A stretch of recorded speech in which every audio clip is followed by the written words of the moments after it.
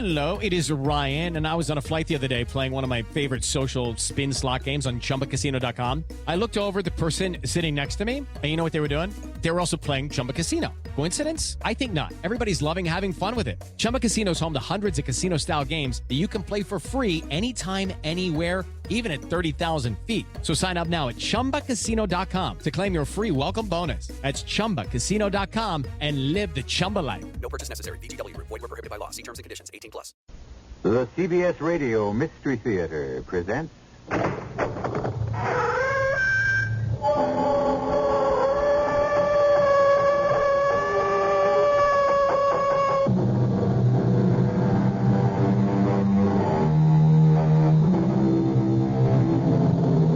Come in.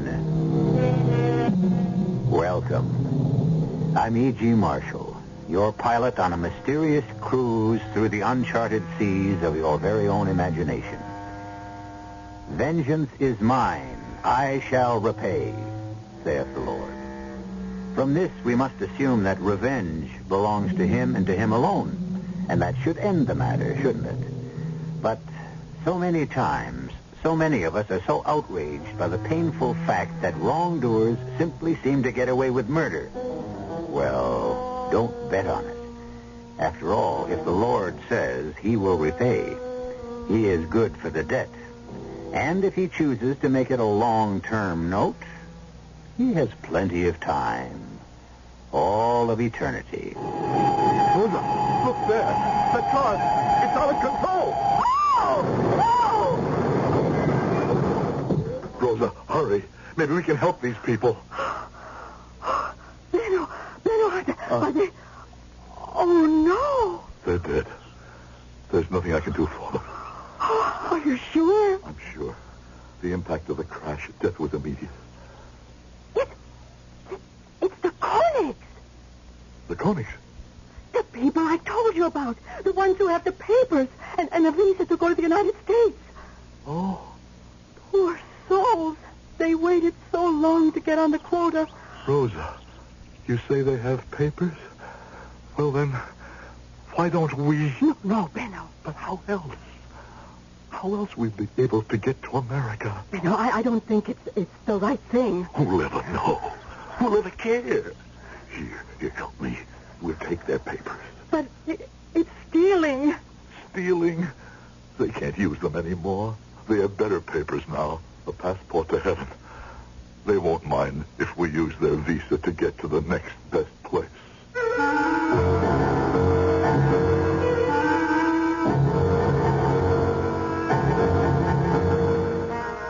Our mystery drama, The Shadow of the Past, was written especially for the Mystery Theater by Sam Dan and stars Howard Da Silva.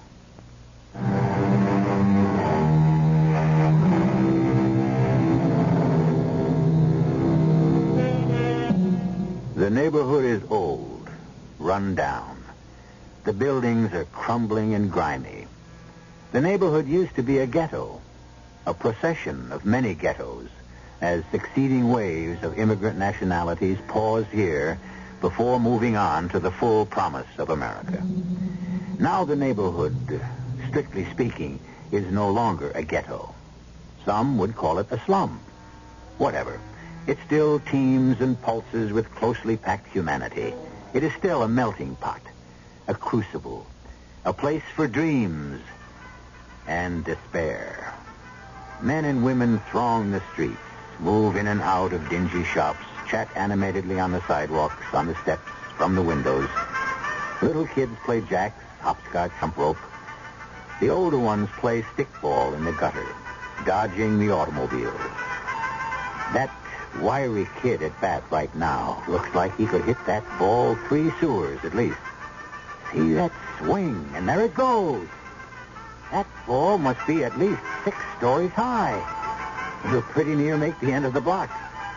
But watch the kid in the red shirt go after it. Look out for those people, red shirt. That fat man, the one with the briefcase in one hand and the notebook in the other. Look out! You'll run into him. I got it! He's out! He's out! The bomb! He's out! Oh, my eye! Oh, my eye! I can't see! What have you done to me? I'm blind. Hey, I didn't do it on purpose. No, who looked? You could have killed me. Call an ambulance. I'm bleeding. Police! Well, wait a minute. You don't need an ambulance. You can walk right in and see Doc. You're right outside the doctor's Get office. your hands off me. I'm just going to jail. Yeah, sure. But first get that eye fixed, huh? Now, come on. Just up the steps right here. That's it.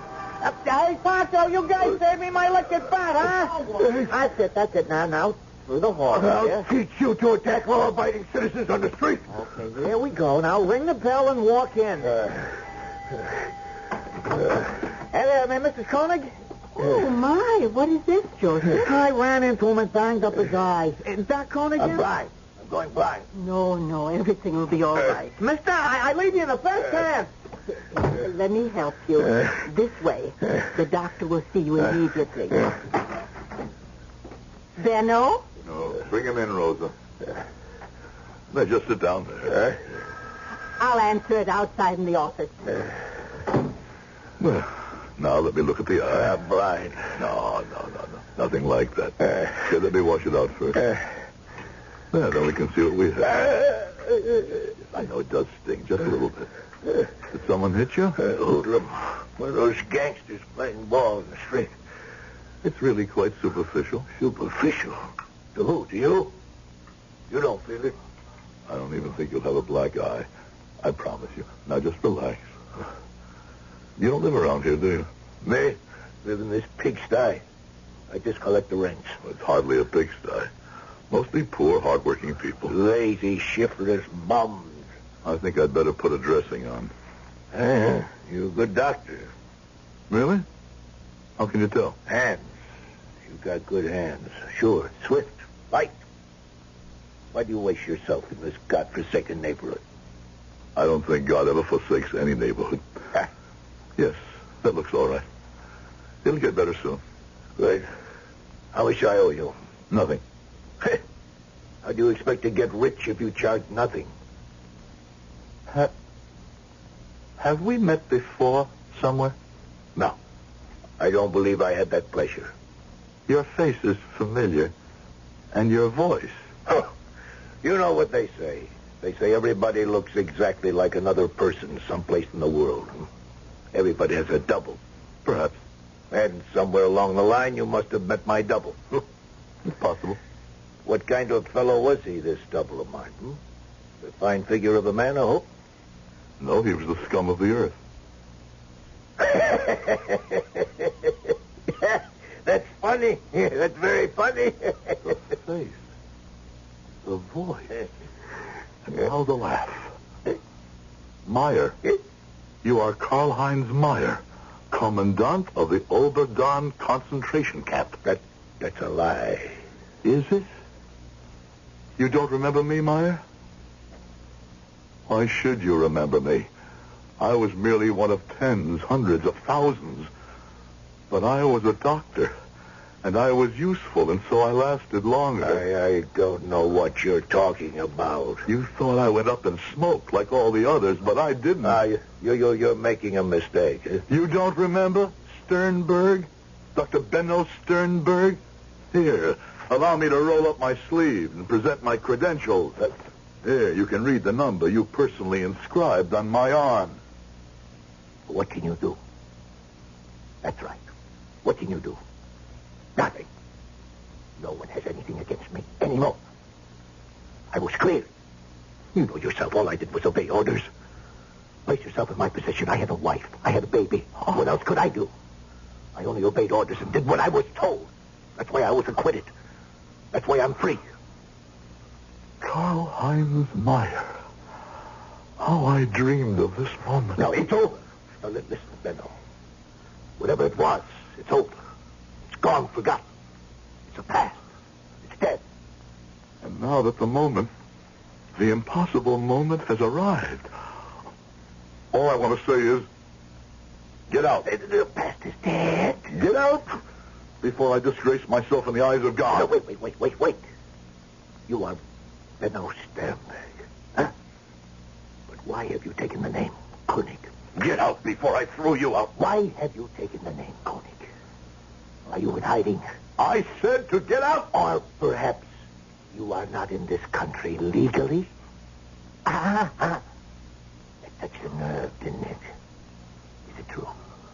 Have I guessed it? You didn't really expect to fool your old camp commandant now, did you? Well, say something. Oh, still the same stubborn swine, huh, Benno? So you are here illegally. Don't be afraid. Oh, I shall not betray you. Well, shouldn't you be grateful? Shouldn't you make it worth my while to keep my mouth shut? Oh, say, I remember. I remember you had a wife. She was a pretty little thing. Oh, yes, indeed, I do remember. You dog, you nothing do. What did you do that?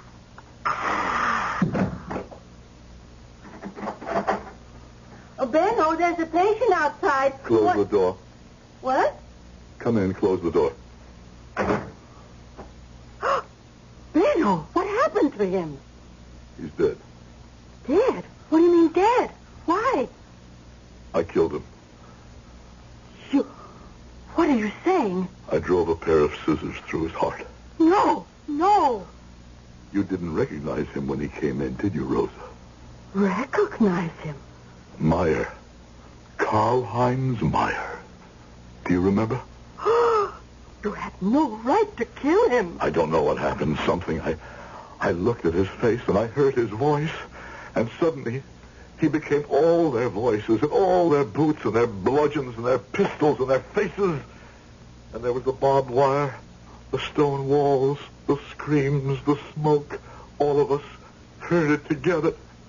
To be beaten, tortured, murdered. And now, Benno, are you better than he is? You are a murderer, too. Rosa, the beast, he knew at once. He knew at once I was here illegally. At our age, to be homeless again. Homelessness is nothing new for us, Benno. But murder? No, you had no right to kill him. I know I had no right to kill him. But I did, and he's dead. You must call the police. And go to prison? Is that what I must do now? At my age? But the law says... Laws are made by politicians. Not this law, Benno. This law was made by God. I know. And this law is broken every day, everywhere, by hundreds, thousands of people. And he doesn't seem to be too upset about it. Oh, Benno, what are you saying? I am saying I will not give up my life for Karl Heinz Meyer.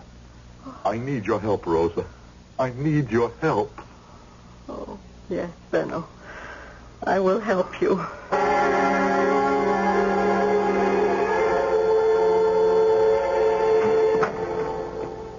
Benno.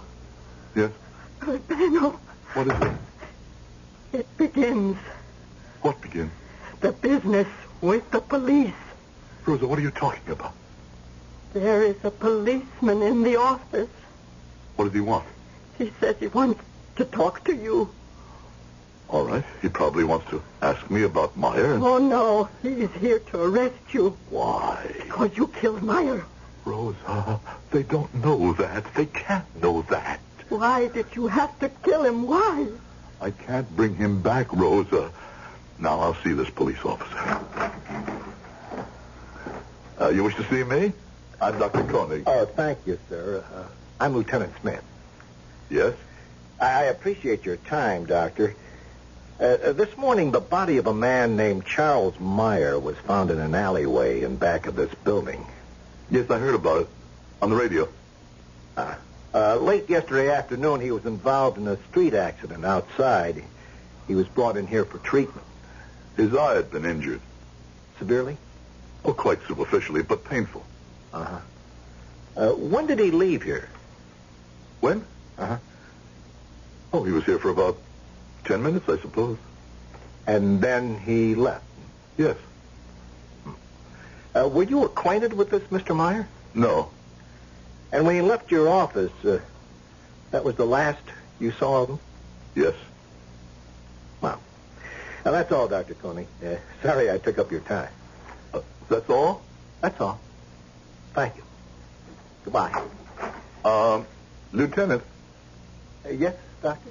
do the police have any idea as to why he was murdered? Oh, well, that's open and shut. He had about $2,000 in rent collection money. Some local hoodlum was probably waiting for him. This can be a dangerous neighborhood. Well, goodbye, Doctor. Funny. Benno, I'm frightened. Of what? That police officer, he's a quiet man, but he's a clever man. He suspects you. Pull yourself together, Rosa. There's nothing to be afraid of. You heard what he said. It was robbery, that's all. Is that all? No, Rosa. Can we live with it, Benno? Yes, Rosa. We can live with it.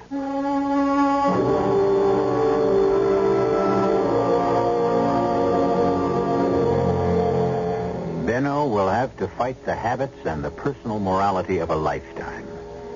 But if history teaches us anything at all, it is that man is adaptable.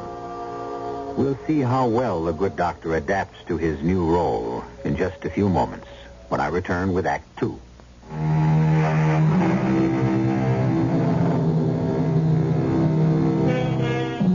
The days, the months, the years go by. Time is the great healer. The ugliest wounds close finally. And after a while, even the deepest pain subsides, and life goes on. It finds a new channel, a new purpose. The past is forgotten. Until one day, a door opens, and an evil presence enters the room. And once again, the past, the dreadful, horrible past, becomes again the unbearable present. When the past threatened Dr. Benno Sternberg, or Koenig, as he is now called, Benno struck at it furiously and killed it. However, society calls what he did murder, and Benno must find a way to live with it. Rosa? Come, have your tea. Rosa. Yes. All day you stand there looking out at the window as if you expect someone. I expect someone, Benno. Who? You know who. The police officer. Rosa. Every time I see a policeman... I killed a man who deserved to die. You can't talk that way. They spoke that way. They decided who could live and who must die. How many appointments have I today? I'll look in the book. Why? Cancel them. I did that yesterday and the day before. I don't feel well. Benno, you know what you have to do. Don't tell me anything. Let me be. I killed Meyer, and it's over. Done with. It's in the past. And the past must be forgotten. The past is dead. You understand? Yes, Benno. I understand.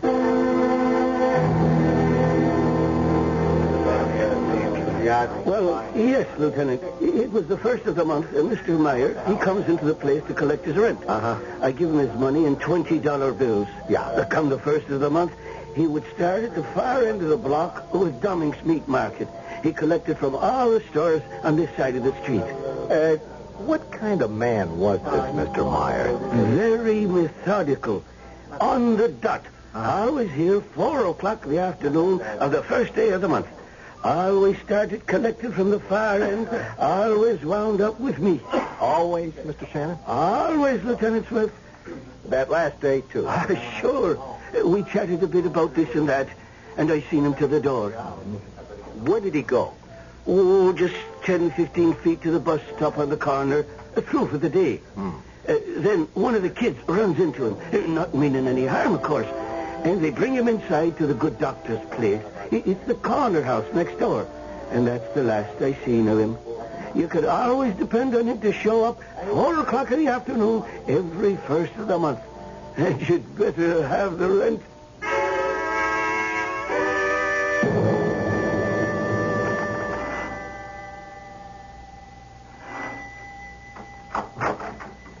Hello, Mrs. Koenig. Oh. I'm sorry to bother you again. Is the doctor in? Yes. Won't you have a seat? This really won't take a minute. I'll tell him you're here. Thank you.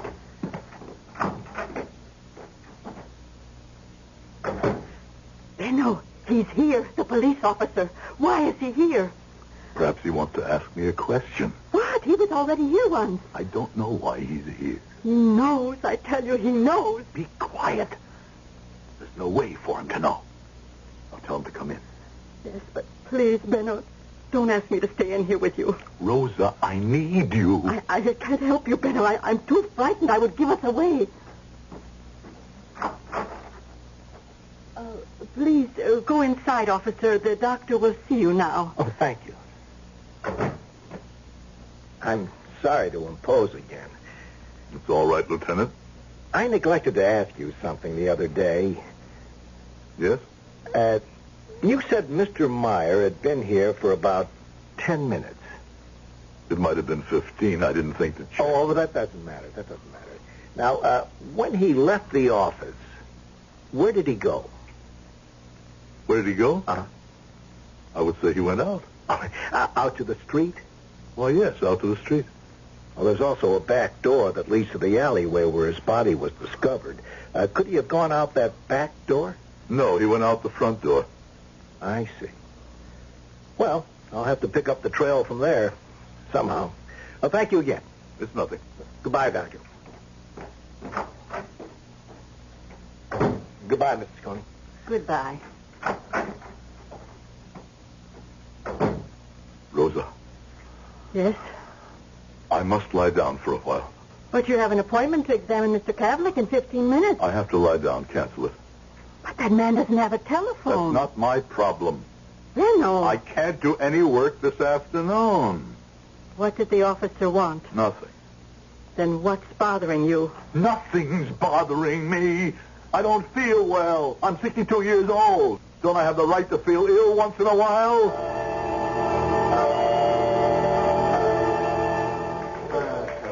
Hey, Smithy. Yeah? How you doing on the Meyer thing? Oh, I'm nowhere, Captain. Full week and I'm nowhere. I'll have to pull you off it. We got a gangland killing. Could I have a couple of more days?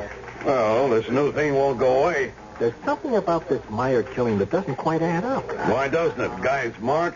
The whole neighborhood knows what he's carrying. It's a miracle he hasn't been knocked off I before. don't know. Something bothers me. What? I don't know. And that's what bothers me. Oh, I'll get it, Captain. Homicide South, Lieutenant Smith. Lieutenant, this is Jerry Shannon. You know me. I own the saloon. Sure. What can I do for you? I think I can do something for you. What's that? I can give you the killer of Charles Meyer. Who is he? Who's the killer, Shannon? This $20 bill. See what it says? At last. At last, indeed. Old man Rumley has owed me 20 since the last days of the Eisenhower administration. Now, about a week ago, he struts into the joint, slams it down on the bar. At last, he says. At last, I agrees. And to commemorate this historic occasion, I takes pen in hand, makes this great inscription. This was one of the 20s I give to Charlie Meyer for the rent. And I shouldn't be astonished if that red smear was blood. And how did it come back to you? Not an hour ago, a local hooligan, Tommy Willis, he strolls in here, bangs the 20 on the bar, and buys drinks for the house. Tommy Willis. Yeah. Well, I guess that takes care of that. I'm being framed.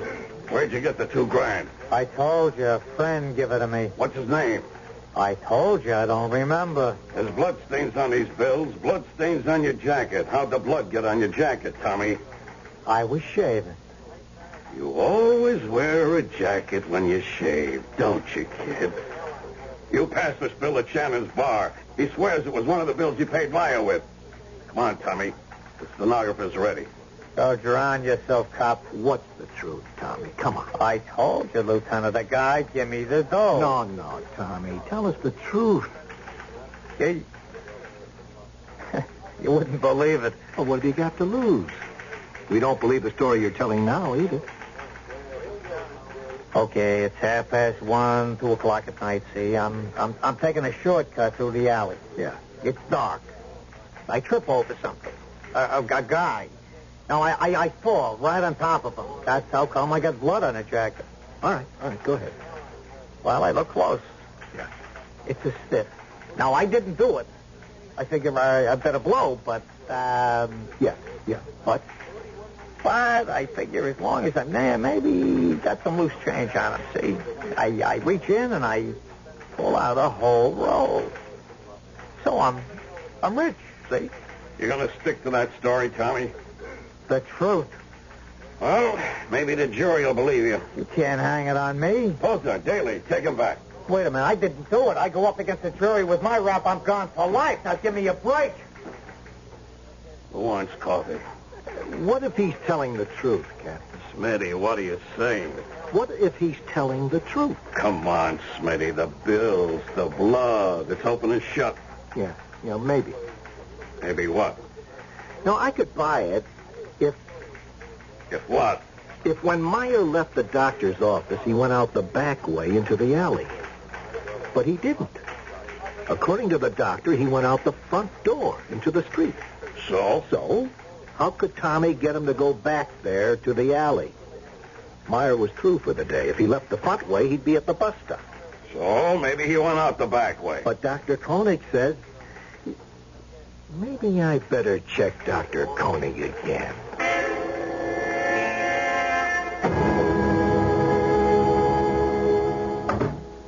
Benno, that police officer's here again. He wants to see you. Well, can I refuse to see him? What can he want? This is the third time he's been here. He must know something. Rosa, you must control yourself. Please, come in, sir. Thank you, Doctor. Thank you. I'm sorry to intrude. It's about Mr. Meyer again. We've made an arrest. What? We're positive we have the killer. Who is it? A young thug named Willis. Tom Willis. What will they do to him? Life, at least. But, there's one thing that has me stumped. I would be more certain it was Tom. You mean you're not sure? Well, I'd be 100% sure if I could resolve one detail. Now, you said Mr. Meyer left your office through the front door. Are you positive he didn't go out the back door? I'm only positive he left the office. I took it for granted that he went out into the street. Oh, then actually you didn't see him go out into the street. Oh, let me think. Well, it was over a week ago, and Is something the matter, Doctor? I saw him. You saw him? Yes, I'm sorry you didn't ask me. Well, perhaps I should have asked you. I saw him come from my husband's surgery, come here into the waiting room. And I saw him to the door because he seemed a bit unsteady. And in the hallway, he turned to the right, which leads to the back entrance. So I remember I called to him. I said, "That's the back door." And he answered me, "It's all right. I know where I'm going." Well, then that clears it all up. I'm sorry I contributed to the misunderstanding. It was just that I naturally thought he would go. Oh, no harm done. I don't think I'll have to bother you again, Doctor, Mrs. Koenig. Goodbye. Goodbye, Lieutenant. Oh, Rosa. Now I'm in it too, Benno. Now I'm also a part of it. And that should be the end of it, shouldn't it? The police have a suspect with whom they're very happy. And certainly he would seem to be the ideal killer. If you were on the jury and didn't know what we know, wouldn't you vote to convict on this evidence? Of course you would. Is this Lieutenant Smith's last visit to Benno's office? You know it isn't. Be here when he calls again in just a few moments, when I return with Act 3.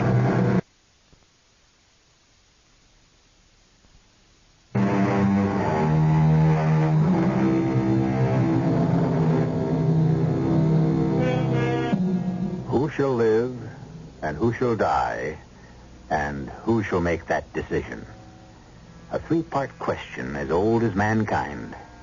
And for all that we have advanced, assuming, of course, that we have advanced at all, we have never even come close to answering any part of that question, let alone all of it. It's a question now that bewilders and bedevils Benno and Rosa Sternberg, or Benno and Rosa Koenig, as they have chosen to call themselves. Two people who have never done anything wrong in a long and useful lifetime. Until last week. And now, one crime must beget another. No. It would be different if he were somebody. What do you mean, somebody? Somebody that mattered. All of us matter. He's a hoodlum, a criminal. I won't die for him. Shall he die for us? Why not? Why not? Oh, my dear Lord. Rosa. When did you ever talk this way, Benno? Yes, you killed Meyer, but he poisoned you first. And the poison has spread. Soon it'll reach your heart. Soon you will talk like Meyer and the rest of them. Soon you will be like Meyer. Please, Rosa. Benno, can you let this boy die for you? Rosa, just once. Just once, let us be hard. Hard? Let us be smart. The way men must be if they want to survive. This is the world, Rosa. A world we never made, but this is what it takes to live in the world. To live? Live how? For what? For just once, and no more. Let someone else pay for us. For once, just once, let someone else be a victim. Is that what you want, Benno? I want to go on living, working, helping people with my skill. You haven't seen a single patient all week. I know, but I will. I'm better now. I'm ready. You will never be ready. No, I'm ready. Your right hand. See how it shakes? It's cold in here. It'll always be cold in here. You must help me, Rosa. Oh, if I only could. But, Ben, that right hand of yours, it was used to kill. How can it ever be used to cure again unless you... I don't want to hear any more.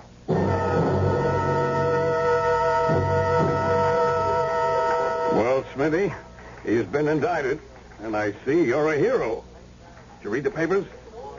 Quick, efficient, skillful police work by an alert team of homicide detectives led by Lieutenant Everett Smith. Was a good job, Smitty. Smitty. Yeah? What's the matter now? I don't know.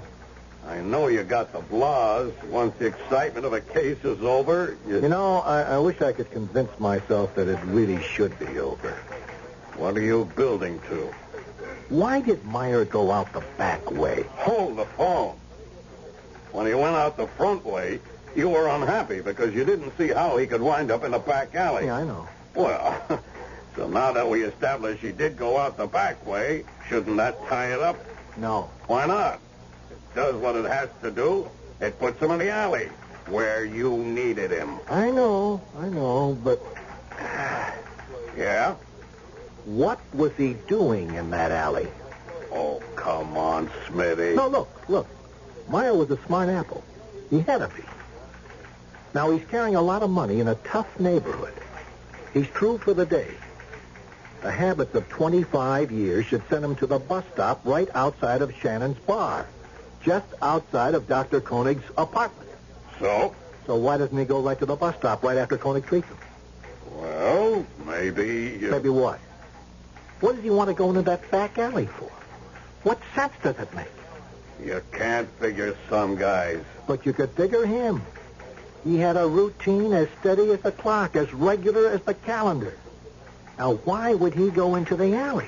Look, it's an interesting mental exercise, but we got work to do. Billingham, don't fight me. Go with me, just for a minute.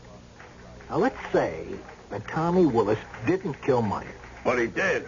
The evidence... This is for the sake of argument. Say we didn't have Tommy, all right?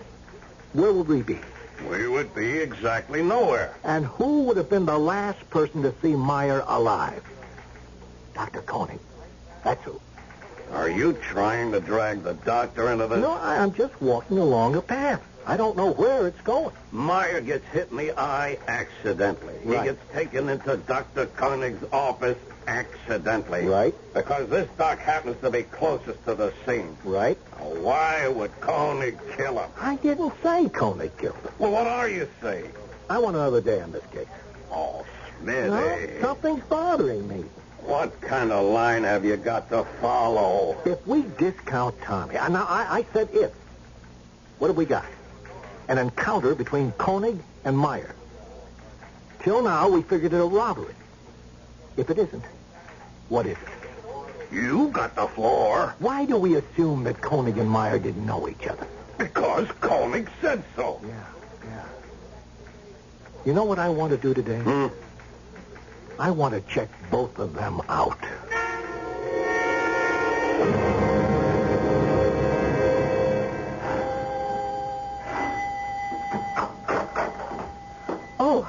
Oh, good afternoon, Lieutenant. Good afternoon, Mrs. Koenig. Is the doctor in?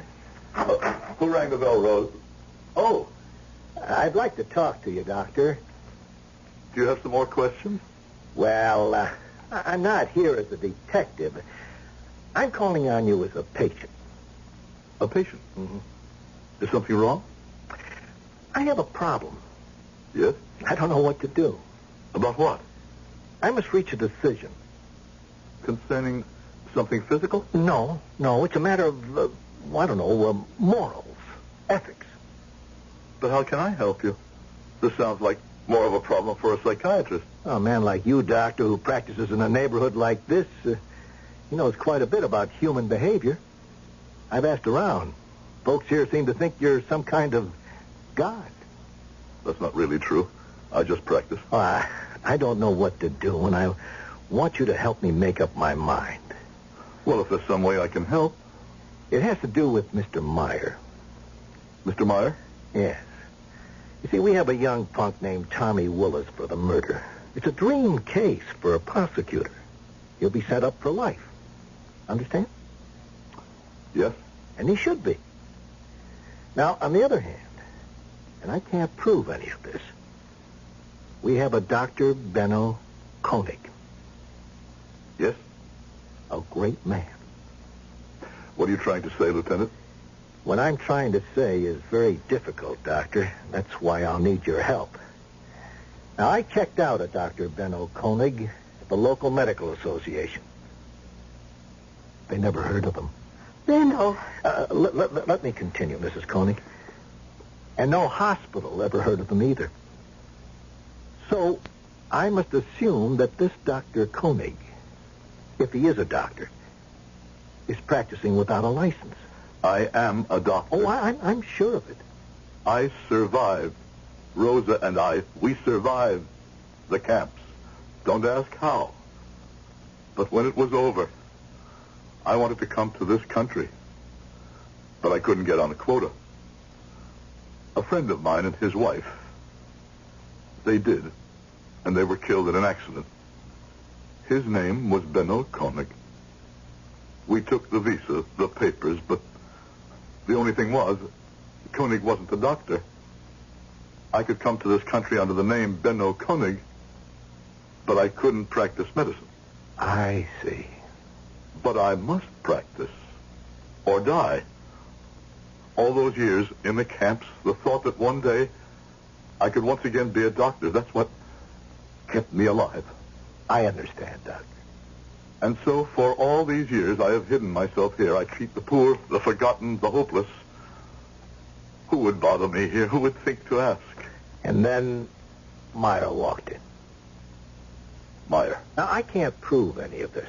Remember, I can't prove it. But Meyer, now, he must have been part of your past. An evil part of your past. No. Don't answer me. And so, you killed him. I can understand that as a human being. I could even justify it. No. Please, don't talk. Remember, I can't prove any of this. Even if we could establish that you did know Meyer, even if we could establish a motive from the past, we couldn't prove it. But I have a problem. Yes. What to do about the fact that I have no license, no credentials, to stop me from practicing? No. I'm a homicide detective. I'm not concerned with that. Well, maybe I should be, but in my business, on a practical basis, we have to overlook things every day. No, my problem is Tommy Willis. The boy. Now, I don't know what to do. I could forget everything and go on to my next case. Should I? I mean, after all, why shouldn't Tommy pay for Meyer? Why? Whom means more to the community? You or Tommy? And let me tell you something else. If Tommy beats this rap, he'll be back again in a day, a week, a month. He'll commit murder. That's where he's headed. Isn't this the best solution to the problem?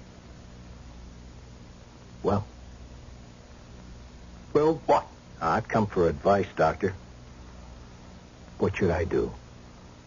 I can't advise you. You can, Doctor. You can. You're a man of experience and wisdom. No. I want your advice. No.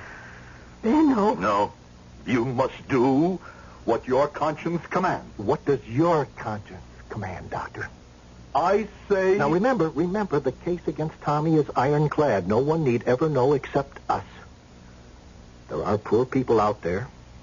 You're their only hope. Isn't it better for you to stay here and help them? But I can't help them. I can't, not anymore. My hands, they're no longer the hands of a doctor. They're the hands of a murderer. Benno. Yes, Rosa. You were always right. I must pay. But Meyer was trash. This boy is no better. Remember who you're paying for. Still, I must pay. We must pay. And this is how we survive the Meyers. Lieutenant, let me treat you for the problem you came in with. I can do it. Now I can do it. I murdered Camp Commandant Karl Heinz Meyer. Hey, Doc. Oh, Joseph, that arm. What happened? It went right through a plate glass window. Come inside quickly. Oh, may I, Lieutenant? Well, go right ahead, Dr. Koenig. You mean Dr. Sternberg? First, we must stop the bleeding. Oh, would you mind waiting, Lieutenant? Dr. Sternberg will be with you in just a few minutes.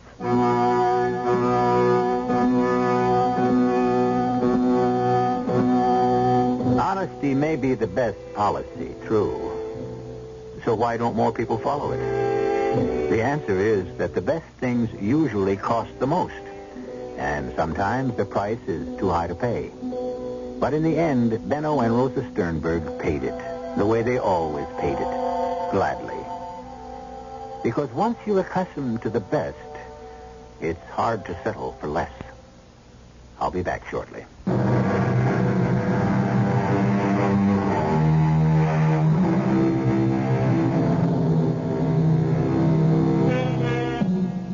The book says, by their deeds you shall know them. And it's always true. In the long run, they will do the same deeds over and over again. After all, the leopard doesn't change his spots, does he? The mayors of this world will go on being the mayors. And so will the Sternbergs. And where will it end? That depends on who will survive. And on whom each of us will choose to be. Our cast included Howard Da Silva, Clarice Blackburn, Sam Gray, Gilbert Mack, and Jack Grimes. The entire production was under the direction of Hyman Brown. And now, a preview of our next tale. Everyone in this town seems to know what's wrong with my house except Helen and me. They know there's something wrong. That's all they know. Oh, and you know more, beautiful Zoe. Ah, yes. Behind those beautiful green eyes lies secret. And your attitude is one reason why I can't tell you. You wouldn't believe me anyway. Try me. All right. The house you're living in doesn't really belong to you. That house was stolen from the daughter of Marie Laveau. Marie Laveau? Who's she? The most powerful Bokor in the history of voodoo. The beautiful black woman who ruled as the voodoo queen of New Orleans for half a century. You, Douglas Fenton, are living in the house of the voodoo queen. And she wants you out. Radio Mystery Theater was sponsored in part by Contact, the 12-hour cold capsule. This is E.G. Marshall inviting you to return to our Mystery Theater for another adventure in the macabre. Until next time, pleasant dreams.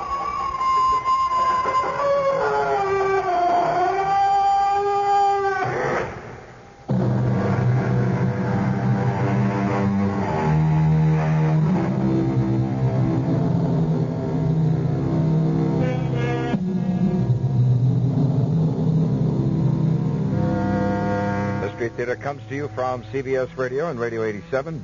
Hello, it is Ryan, and I was on a flight the other day playing one of my favorite social spin slot games on chumbacasino.com. I looked over at the person sitting next to me, and you know what they were doing? They were also playing Chumba Casino. Coincidence? I think not. Everybody's loving having fun with it. Chumba Casino is home to hundreds of casino-style games that you can play for free anytime, anywhere, even at 30,000 feet. So sign up now at chumbacasino.com to claim your free welcome bonus. That's chumbacasino.com and live the Chumba life. No purchase necessary. VGW Group. Void where prohibited by law. See terms and conditions. 18+.